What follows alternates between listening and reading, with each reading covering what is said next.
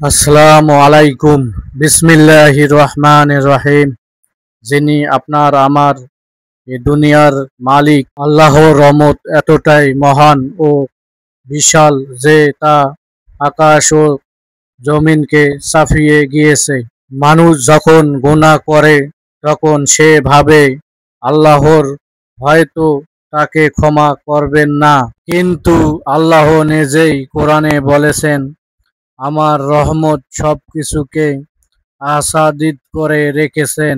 আমাদের প্রতিদিনের নিঃশ্বাস নেওয়া, চোখে দেখা, কানে শোনা সব আল্লাহর রহমত। এমনকি আমরা যখন ভুল করি তখনও আল্লাহ আমাদেরকে তওবার জন্য সময় দেন, ক্ষমা চাওয়ার সুযোগ দেন।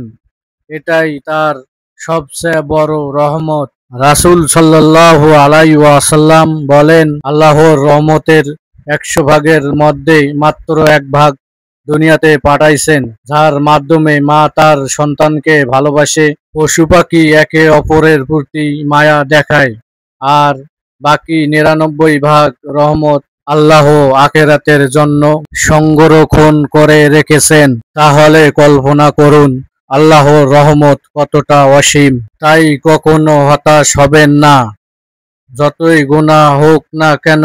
যদি সত্যিকারের তওবা করেন তবে আর তার রহমতের ছায়ায় জান্নাতের পথে চলার চেষ্টা করি। জানি এগুলো কেউ শেয়ার করবে না, আর নোংরা কিছু হলে মিলিয়ন মিলিয়ন ভিউ হয়।